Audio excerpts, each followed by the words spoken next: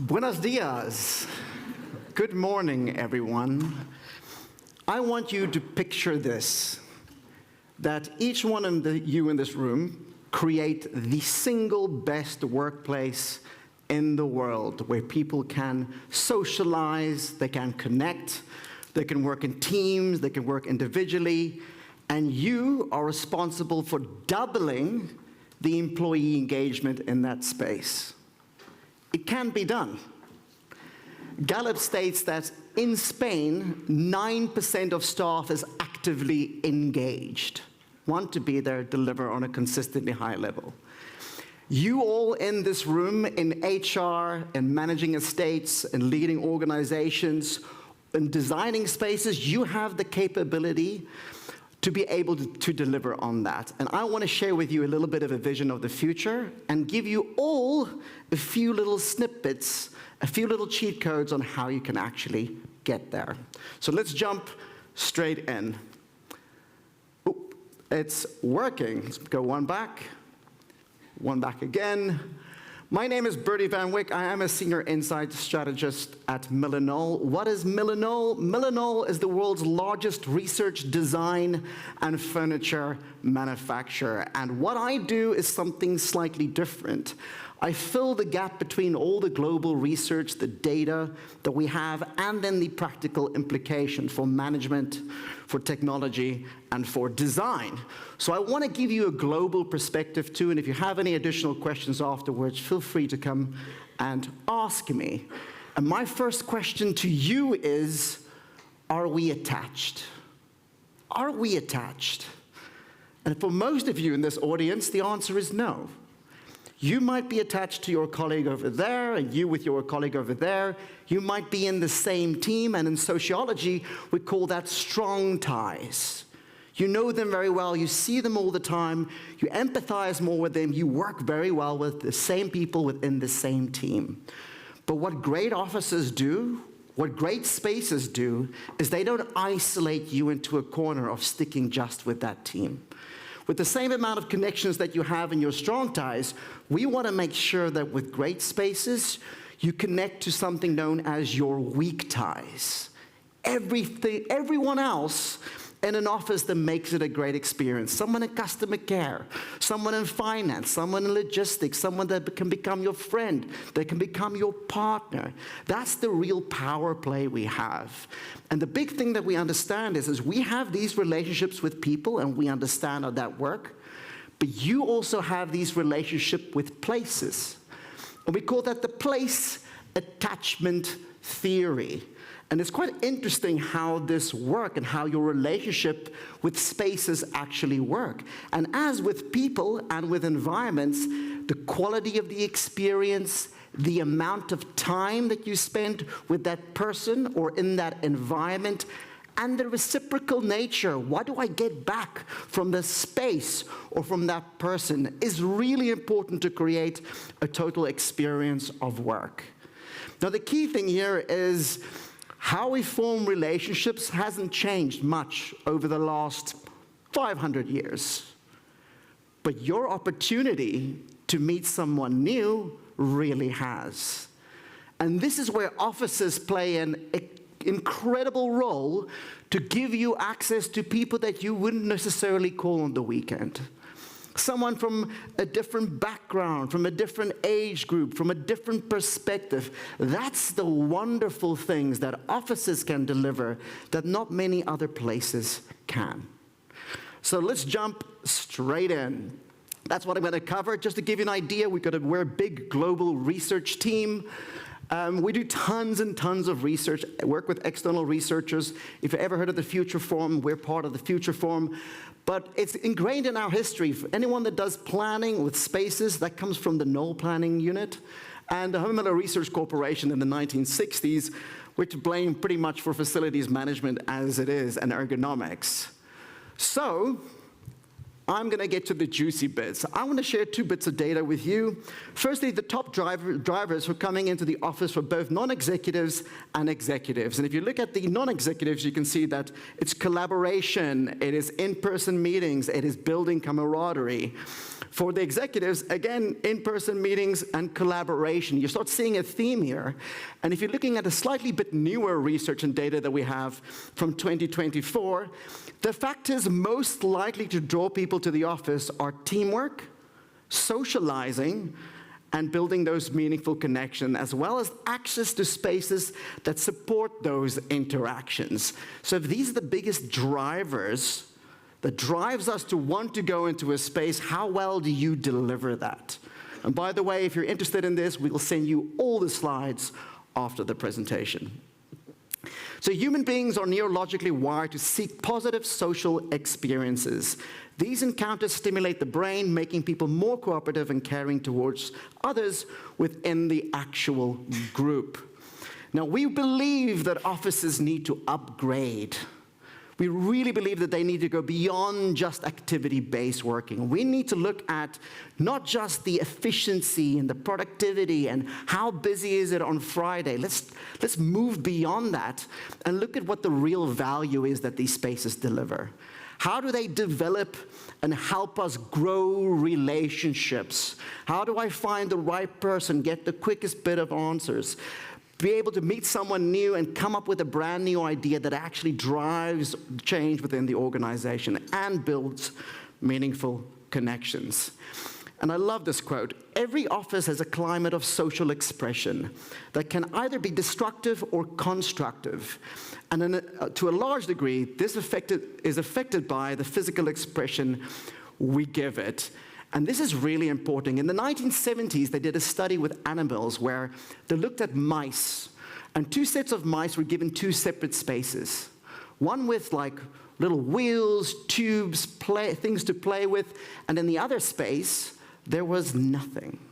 And what they found after 30 days, and the hair on my arm always goes up when I think about this, after 30 days, when they looked at neuroplasticity, so the brain's growing, creating new neurons, connecting, in 30 days, on the side where there was nothing, the brain shrunk.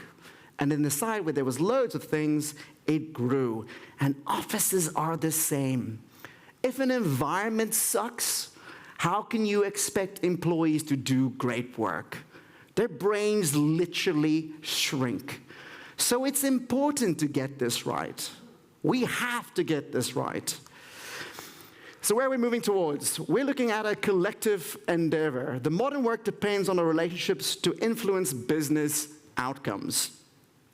So the rise of relationship-based work or activity-based work is, and from 1983 is where the first kind of concepts around it developed. In 1995, the Dutch workplace consultant Eric Veldhoen coins the term activity-based work, and it's still seen as kind of the leading ideas of how we create great workplaces. And to give you a clear idea of what we mean about activity-based working, so how we created environments, if you can imagine these blocks, these are the different activities. We design a space for you to go and do that activity, and you have to move to the right space to go and do that. With relationship-based work, we start with the human being. We start with the person. If you can imagine those vertical solid lines to be your strong ties, that's my immediate team. That's the people that I work with the whole time I connect. We build a rapport, we give more trust, we work better together. But we also design spaces to ensure that you have those little dotted lines where you can meet people outside of your immediate team. So, we understand right now, and I couldn't really understand much of the presentations earlier, so if I repeat what anyone else has said, you know it's very important, by the way. So activities we understand are untethered. Today's desk-based workers can complete their work task from almost anywhere. And there's a risk associated with this. In the United States, a university had 3,000 researchers. And what they did was they tracked their social connections, their weak ties, their strong ties. And before the pandemic, they could see how being in the same environment organically grew people's networks, have access to different information, being able to get a quicker answer, growing new ideas. And then in 18 months of the pandemic, they didn't just see those stop, they completely shrunk. Because if I don't get time with you face to face and bump into you and meet you, I just stick with what I know. And with those researchers, they found that in their network of 3,000, it basically became complete silos. Almost no one communicating with anyone else. And then when they had structured hybrid, when they went back, it all started improving again. So there's a real risk here to ensure that you have to make sure that when you're in the same space, you're in the same space with the right team at the same time. Now we understand that from the only place to the best place, the office is no longer the only place where people go to complete their work task. However, the office remains the best place for the types of work facilitated by strong interpersonal relationships. And this is where things get very interesting, because we as human beings, we're pretty bad, we're pretty terrible at to expect what a situation is going to be like. And research done at the University of Chicago, they did a brilliant piece just to prove how bad we are at this and how bad our expectations of, say, going into an office is compared to the actual reality. And what he did was he got loads of people on the Chicago Underground and on the London Underground, and he sat down with them and said, what you're going to do right now is you're going to jump on the train and you're going to speak to 2 or 3 people and ask them how they're doing. And then he asked them immediately, how's that going to make you feel? And everyone went, it's going to be horrible. I don't want to talk to a stranger. They're going to hate me. And at the end of the day, when they came back, he asked them, so what was that like? And almost bar none, they all went, it was amazing. It wasn't just bad, it was amazing. It was really good. And you can do the same within your office. If people have spent a lot of time away from each other, you can tell them, you know what? We want you to come in next week for these 3 days, our whole team at the same time. Just write me down, how does that make you feel? I'm going to be on the train, I'm going to have to drive, it's going to waste time, waste money. And then at the end of the day, you get some answers back going, how was it? They'll go, Sarah and I had a great conversation. I eliminated 3 extra online meetings that I don't need to have tomorrow. We've solved another big problem. Oh, it was so nice. And that's because our expectations are usually pretty bad.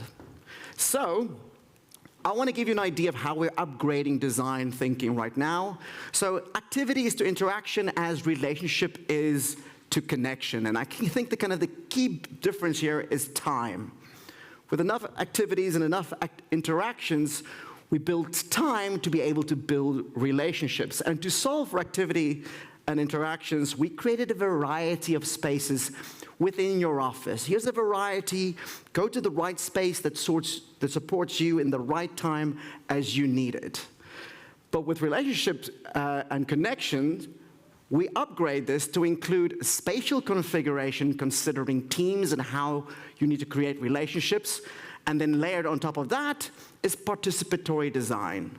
And if this is not something that you're currently doing, it's a great cheat sheet for improving employee well-being. And I will just give you some key guidelines on how this is done. Team working agreements, or others call it team-level agreements. This is one of the simplest ways that you can completely change engagement in your organization. Just this one thing.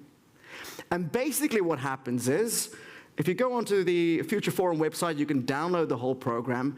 Instead of human resources sending an email to all of you saying, you have to be in the office these 3 days, that's always perceived as bad. Doesn't matter how many days it is. It can be 1 day, it can be 5 days. Nobody likes to be told by HR what to do. So by the way, if you're going to communicate that, go through the marketing department. But what you can do is, you can say as a business, it has to be equilibrium. It can't be total chaos. So we kind of want you to be in, say, 3 or 4 days, and then your team sits down, and the 5 of us sit down and go, what do you do, what do you do, what do you do, what do you do, what do I do? And we have a conversation around When should we be in the same space at the same time? I've got kids to drop off in the morning. You've got the elderly parent to look after in the evening. Let's make sure that these 4 days, at these core hours, we're in the same space at the same time. And now you've done something that no one else has done. You've explained why I'm going into the office. There's an actual sense of purpose there. Now I'm not frustrated about jumping in my car or getting onto public transport because I know I'm going to eliminate 6 meetings because my whole team is going to be in the same space at the same time. That's very simplified. The master on this is a lady called Callie Williams-Yost. If you ever have a chance, there's a podcast online. Listen to it. It's totally mind-blowing. And that's really, really impressive, the amount of impact you can have on that. And by the way, just remember, it doesn't matter how many days you tell people to be in the office, it's all going to be bad. It's how you communicate it. And even the companies I see in the world that make a success of 5 days, which is not what I necessarily recommend, they make sure they create scheduling flexibility. And scheduling flexibility is, I want access to you between 10 and 2 or 10 and 3. Now you know if you're better in the morning or if you're better in the evening. And you can go drop off your kids, you can look after an elderly parent. And that's where things get very, very, very, very interesting because you get so much more out of people because you're empowering them to deliver the best work the way that they need to be able to do that. And by the way, we are pretty bad at delivering and designing spaces for women. It is pretty horrendous wherever I go in the world, just how badly we create, design, and manage spaces for women. If you look at organizations that have gone everyone back in the office 5 days a week with no flexibility, the single biggest group that will miss out the most, working mothers.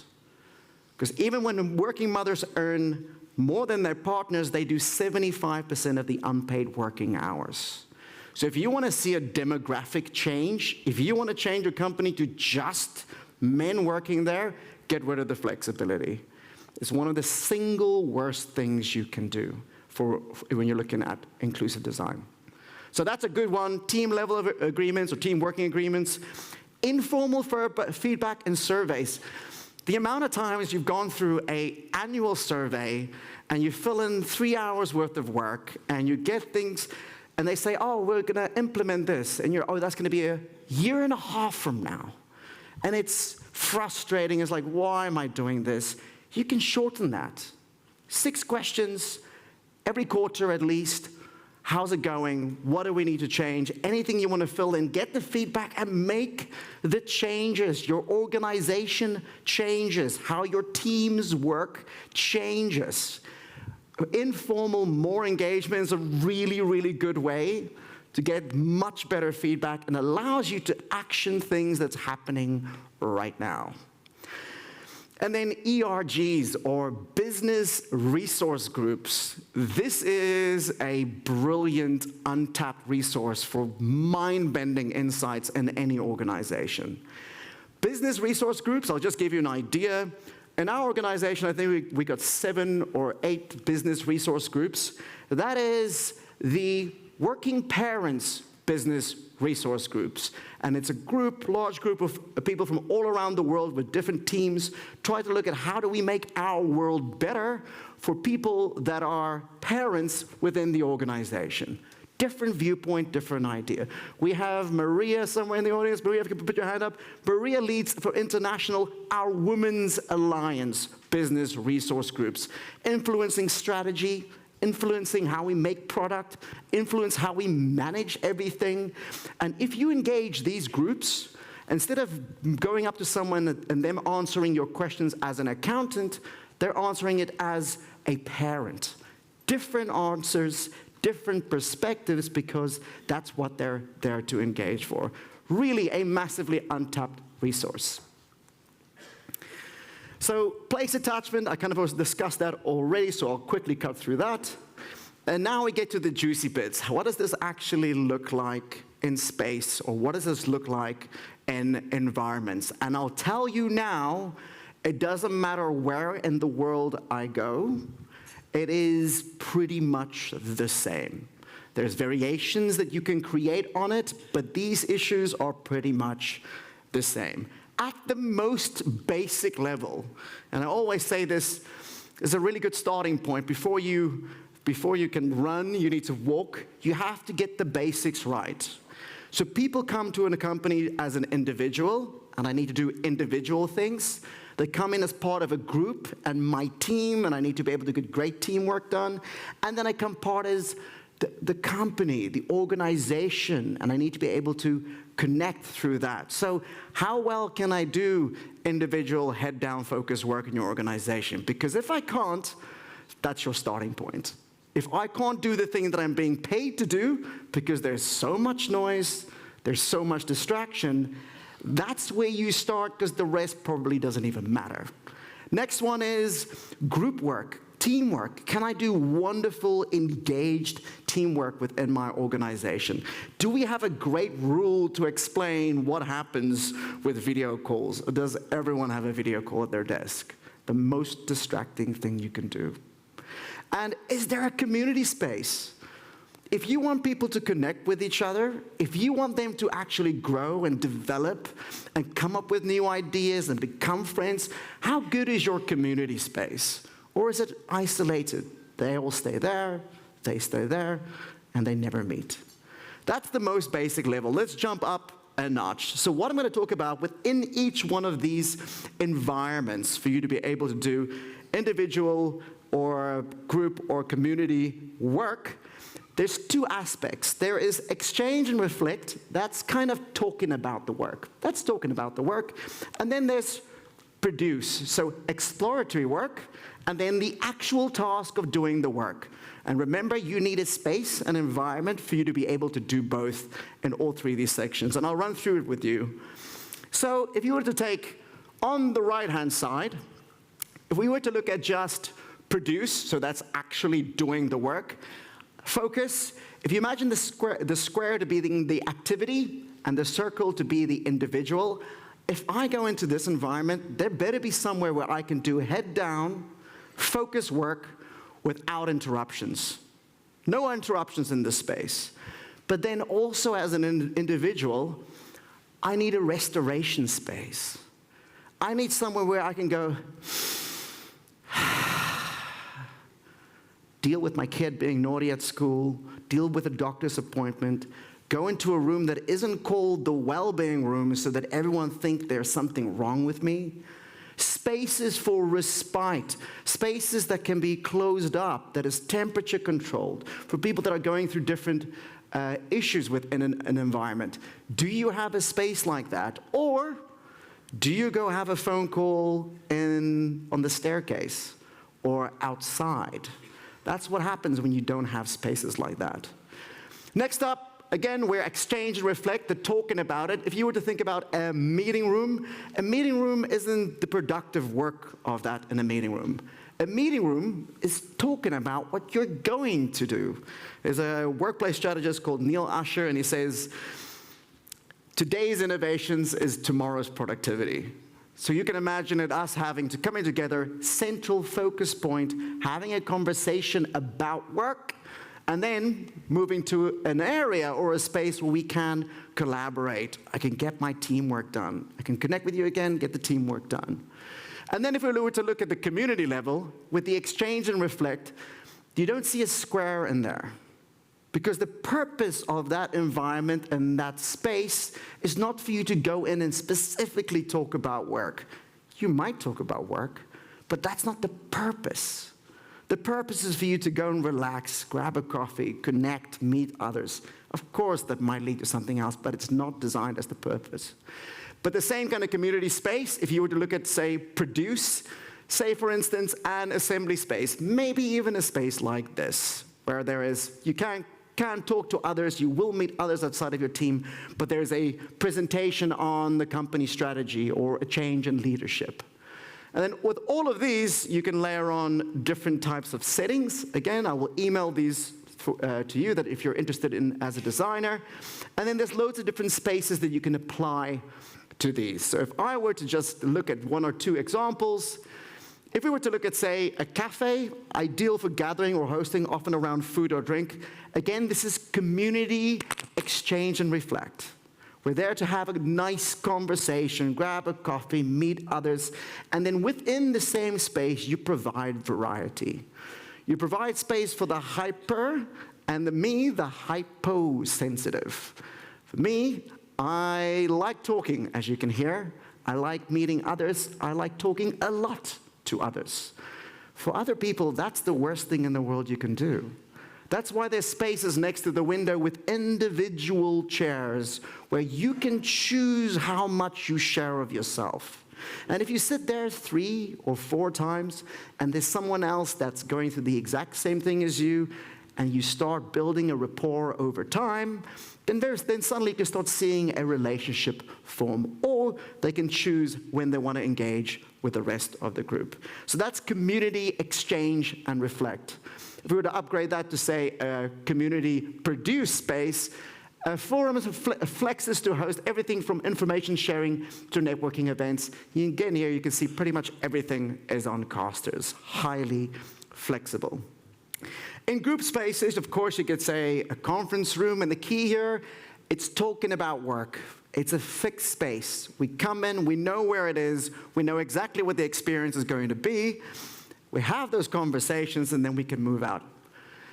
We can then move to, if we wanted to, a group-produced space, which is a workshop space, allowing me autonomy, improve strong ties, and flexibility for our teams. And then if you were to look at, say, a group space, and I know within a lot of marketing teams where you move constantly between each other to engage and share ideas, there's more opportunity and ability to be able to do that. And for those of you that's probably an architect or a designer, I guess a lot of your space is going to look like that, with a lot of individual focus time needed to be able to do head down, group and individual focus work. And then the very last one of these, I just want to drop in 2 examples, just because how important this is. And respite spaces it's a key feature we need to improve the total experience of offices. I shouldn't have to feel like I have to go lock myself in a meeting room and then I don't want anyone to see my screen. Or I have to leave the office to try and have these conversations. So respite spaces are incredibly important to get right. The right amount, the right scatter throughout your organizations, and then people have the right to freely go and use that space. And the great thing around variety and choice of spaces, of course, is it solves the 3 biggest issues that any facilities managers in the space, can you just see by raise of hands? Anyone? Just a few here. Just so you know how hard their jobs is, they woke up this morning and they had an email saying it's too hot, and in the same space, another email from someone else, it's too cold. They have an email come through saying it's too bright in this room, and in the same space, it's too dark. Or it's too noisy, or it's not noisy enough. And the great thing about variety and great choice of spaces, where I'm actually empowered to use the spaces in different ways, means I can move to other places for me to stay productive. Even myself, when I'm really need to focus, but I love being around others, I need a hiding space. I can't sit with everyone because I really need to do head-down focus work. And variety and choice, the right mix, changes everything. And just an example of, say, individual produce. This is, I'm on my own. I'm doing head-down focus work without interruptions. In this space, again, there's 2 opportunities. There's 2 spaces. You can sit with others. Again, there's no phone calls. There's no video calls. Or if you need additional privacy, because some also need visual privacy, not just auditory privacy, you provide those options too, within the same space, within the same environment. But again, one of the biggest forms of anxiety I see around spaces around the world is people think they can't do that. It's my choices. I have to get in my car, or I have to jump into public transport, and I won't be able to be productive when I go into the office. So this is something you have to get right. Either create a brilliant fixed rule of there are no video calls at the desk which means you provide enough spaces for people to quickly jump in and take care of those video calls, or you dedicate an area, a third of your floor space, where you say, in that space, no one talks. No one has a video call, no one has a phone call. And that will give people the confidence and the security that I will be productive when I get into that space. But if you have not dealt with those video calls, I guarantee you'll have a lot of employees not nearly hitting the level of productivity or just basic well-being that they need to be able to get their work done. On that note, I'm going to finish.